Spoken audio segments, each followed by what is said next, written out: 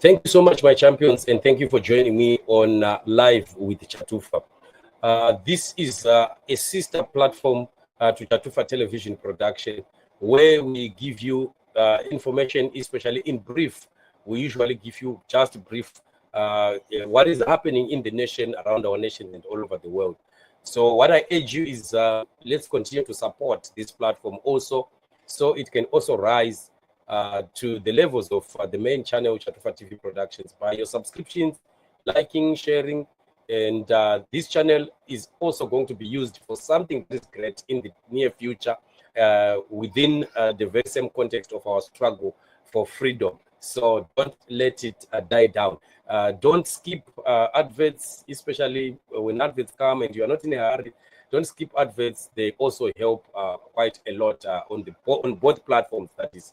Right. Let's look at the issue of Zimra that we were talking about yesterday.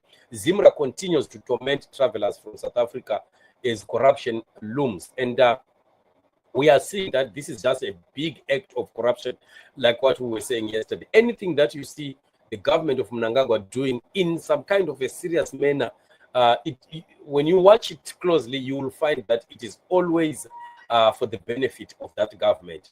That government has never been a government that works for the purpose of improving the lives of the people. But when it comes to wanting to, for example, milk money from Zimbabweans, they are so efficient, they are so effective, they work like nobody's business. And you ask yourself, why not put all this effort that you put when you are getting money from the people in building the country, building roads, improving hospitals and clinics, improving the issue of electricity and all the other amenities and social services that are lacking so much in Zimbabwe. So whenever it comes to money and something that would benefit ZANU-PF people or ZANU-PF government monetarily, you would find that they are so effective. And yet they are causing so much suffering to the already suffering masses of Zimbabwe. And this is really very unfair to the people of Zimbabwe. Zimra paying of taxes in Zimbabwe is really quite very painful. We saw Tuli each time that he brings his evil budget, it is all about milking. It's all about taking money from the Zimbabwean people. It's all about bringing a empty begging bowl to get money instead of bringing money. Governments must be bringing budgets to declare money back to the people, that we are going to be putting so much in health, so much in education, so much in construction and things like that. But with the ZANU-PF, they bring nothing. They will be broke, actually. And when they come, they are coming with ways and means of how to get money from the masses, which is quite very unfortunate. That's why we don't have a working economy in Zimbabwe, because we can't have a working economy when the status quo of finances is like that in the country. So it's very sad, really, to see how people continue to be tormented by Zimra. While there is quite a lot of taxation that is happening in Zimbabwe, it's painful. It's a very sad scenario. So we have seen that Zimra is busy impounding buses and with the passengers inside. And now we've heard that they are on a spree of making people to pay and to to declare on almost everything. And they're just targeting people because they know that a lot of people are coming for Christmas, and that's why they are doing this. And it's very sad. Crime Watch Zimbabwe reports that the situation at the Bedbridge border post yesterday around 11 p.m. saw a significant slowdown in the movement of buses. This was due to the Zimra operation requiring travelers and cross-border traders to declare all goods at the port of entry. The operation covered items purchased abroad, personal belongings,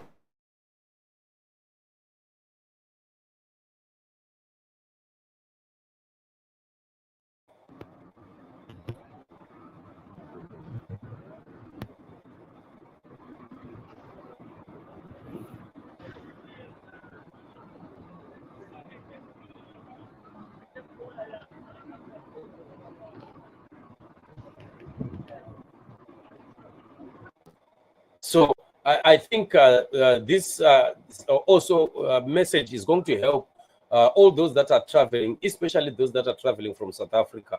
That really you need to be prepared for what Zimra is doing there. Nobody knows till when they are going to be doing this kind of corrupt operation of theirs.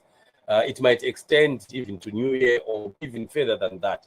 So if you are going to be traveling from South Africa to Zimbabwe, make sure that you know what you are going to be facing at the border. If you are going to be carrying quite a lot of stuff, goods, and the like, make sure that you do have the money that they are demanding there.